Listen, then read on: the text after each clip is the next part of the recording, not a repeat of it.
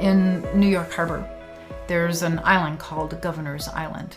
And it looks like an ice cream cone from the air.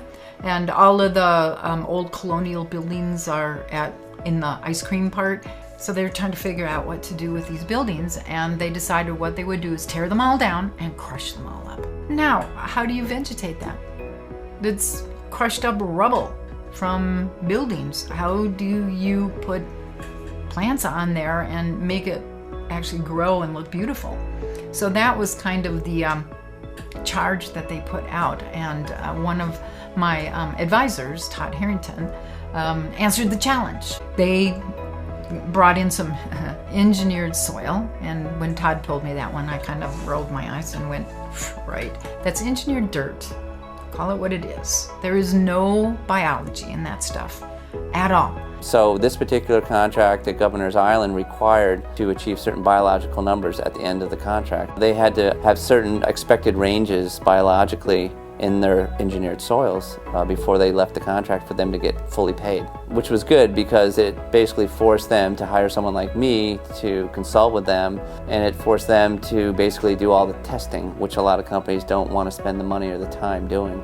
A project like this should really be 3 to 5 years, and we only had 2. And they leveled off the top of these hills, and they had some nice elevation. Here you go. We want a native grassland here, and we want a conifer forest, and we want a deciduous forest, and we want this kind of shrubbery here. We want these native plants here. And the architect had all the plants drawn in, and now you have to go out there and establish that.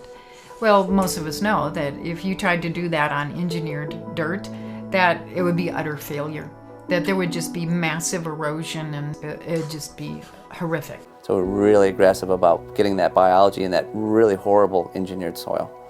I got to say it was a real challenge because there wasn't much of a monoculture. It was a polyculture of many different plant species. We sourced out lots of different compost, lots of different foods.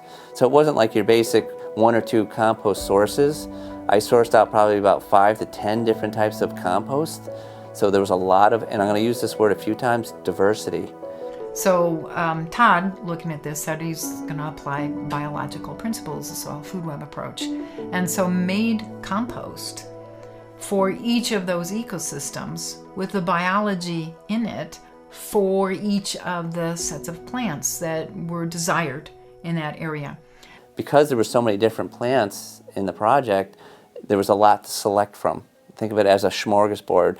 Just about everything was in the compost or the liquid compost for all the different plant species. And we put together a field guide for them on this entire process, from the equipment to the applications to the testing and what the testing meant and how we were going to modify the program if needed based on the testing that we were doing. People from New York City flock there on weekends because it's beautiful. So within the course of basically one growing season, they took this horrific dirt, and by the addition of this biology, they could put in all of the plants. It's really satisfying, especially knowing we did it without any chemicals and pesticides. And it's actually, proof of Dr. Elaine's work that she's been doing for decades. As long as you follow through the process and you do the testing. We have all the data. And that's important because there's a lot of skeptics out there, the chemical guys, the landscapers that have been doing this for decades with chemicals. But if you've got the data there, then it can back you up.